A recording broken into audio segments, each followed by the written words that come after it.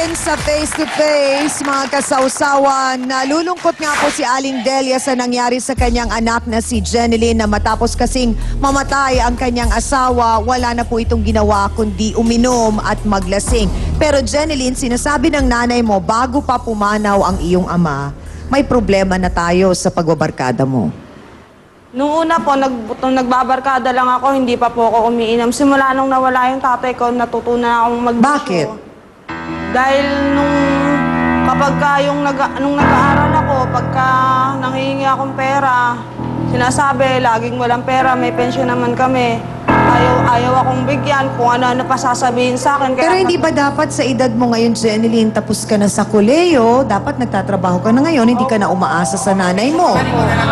Diba? Kung sakali mang magbibisyo ka, ikaw ang gumastos sa bisyo mo. Paano hindi ko siya bibigyan ng pera? Eh, binibisyo niya po. Mag-isa lang naman akong anak. Pag nanghihingi ako ng pera, pambiling pagkain, sasabihin niyan, wala. Sasabihin niyan, lumahis ako dito sa bahay. Eh, siyempre, buwan naman ang pera naman dumarating sa akin ang sweldo. Eh, pagka dumadating nga yung pension, hindi mo nga ako binibigyan. Eh, paano 20 pesos eh. Pinangiinom mo naman, paano kita bibigyan? Pero hindi mo ba iniisip, Jeneline, yung pambayad sa bahay, kuryenteng ginagamit mo, tubig na ginagamit mo, kinakain mo sa bahay mo, lahat ng yon kinukuha doon sa sinusweldo ng nanay mo at doon sa pensyon. Wala na siyang oras sa akin. Lagi na lang trabaho niya, iniintindi niya. Mas gugustuhin ko pa kasama mga barkada ko kaysa sa nanay ko. Parang ang mga nanay sa tabi mo dyan, Hans, nakikita ko, hindi sumasang-ayon sa klase ng pagsagot ni Jeneline sa ating mga katanungan at kung paano niya kausapin ang kanyang ina. Ikaw ba may question o may reaction ka sa nakita mo kay Jeneline? Meron. Ano? Paano naman kang aanuhin ng nanay mo? Eh, ikaw nga hindi mo ginagalang yung nanay mo. Gusto mo ikaw ay galang? Di magpalit ka ng pwesto? Oh, sino pa ang may katanungan? Baka meron pa. Yes, ate. Dapat ikaw ang nagtatrabaho, hindi yung nanay mo ang nagbibigay ng pang-inom mo. Wala Ang tigas kang mo naman, pangalan. hindi ka nahihiya. Ba't ako mahihiya sa'yo? Ako, dahil nasasaktan din ako sa magulang mo, dahil may magulang din ako. Diyos ko, Jeneline, bakit mo nasasabi yan? Hindi ho kaya, Aling Delia, yung pagkawala ng oras sa anak ninyo, hindi po ninyo nagabayan sa kung ano ang dapat at hindi na inaasta ng isang anak. Lahat naman ang nagtatrabaho ko, iniintindi ko naman po siya. Nagkaroon po ba ng pagkakataon na kayong mag-ina, nagkaroon ng heart-to-heart talk? Nagkausap ba kayo? Inalam nyo, Jeneline, ano ba ang problema? Sino bang naging unang crush mo? Kasi tayo minsan mga magulang yan nakakalimutan natin dahil inuuna natin pagtatrabaho.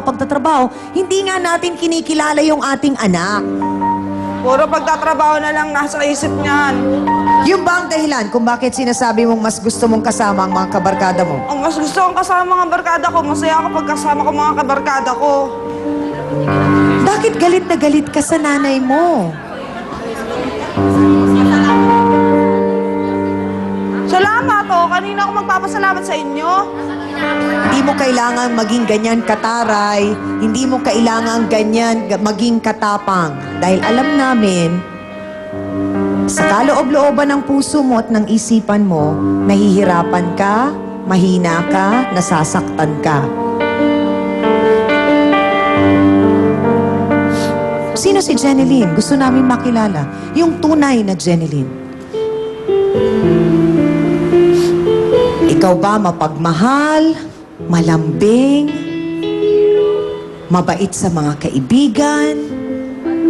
Baka hindi nakita ng nanay mo yon. Masipag. May pangarap ba? May pangarap ka ba, Jeneline? Ano pangarap mo? Mas gusto ko rin po magtrabaho para kung sakali magkapamilya ako kahit maliit na negosyo, meron akong maibibigay. Lahat ng gusto ng anak ko, maibigay ko para hindi na yung gagaya sila sa akin na ganito.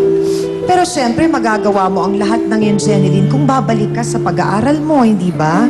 Hanggat may pera pang natatanggap ang nanay mo, dun sa pensyon, bakit hindi mo gamitin ang perang yun sa pag-aaral mo kesa sa pang-inom mo? Hindi ka ba natatakot na dumating ang isang araw mawala rin ang nanay mo? Hindi siya habang buhay nandyan, Jeneline.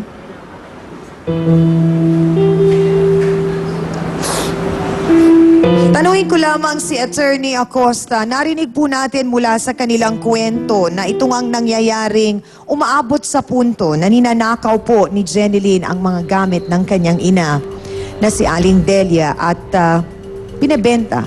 Makukonsidera po ba yun na pagnanakaw? Yun ay makukonsiderang pagnanakaw at maaaring makalabag si Jeneline nung theft na binabanggit sa Revised Penal Code siyang ami.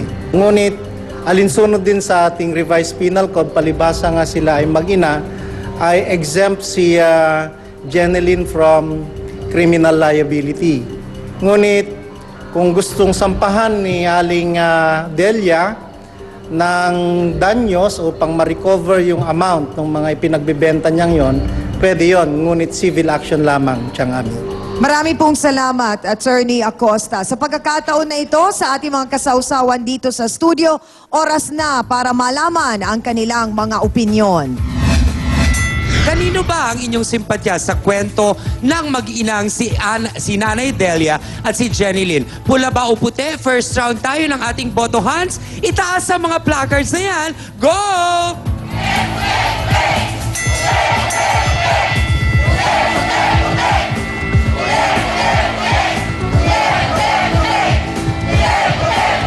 Nakutsyang sa umagang ito, nangyari na naman ang bihirang-bihirang mangyari dito sa ating programa na nagkakaisa ang lahat ng sausawero at sausawera.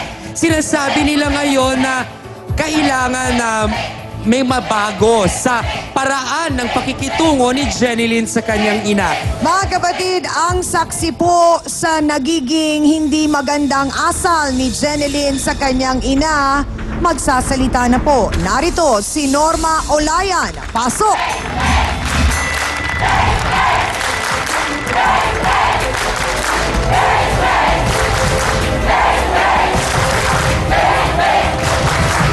Nanay Norma, ano po ba ang pagkakilala ninyo kay Jeneline? Jeneline po talagang suwaya siya sa magulang. Kahit anong pagsisikap ng magulang sa kanya, para sa kanya rin niya eh. Pagdating, hihingi ng pera. Kahit sa paglalakwat siya. Pag hindi bigyan ng nanay niya, minumura niya. Gusto niya, bigay kagad. Hindi niya alam paghihirap ng nanay niya, wala namang pera ibibigay sa kanya.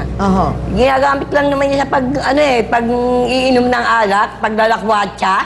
Sinungaling kang matanda At totoo ka. naman Sinungaling ka. Sandali lang po. Nakikita niya ang mata ko, ako lang ba nakakita niya? Aling Norma, maliban po sa naging pag-aaway po ng mag-ina, meron po ba kayong nakikita pa ang hindi maganda na ginagawa ni Jeneline? Opo. Ano po? Bisang pag wala nanay niya Ang mga pasabog po ni Aling Norma, malalaman po natin sa pagbabalik po ng nag-iisang talakserye sa telebisyon, ang Face to Face. Akala ko may ginagawang naghahalikan. Akala ko kung sino ang kahalikan nung asawa niya. Nakita ko nung tiyempada niya, napahintan. Nakita ko siya. Akala ko ibang babaeng kahalikan.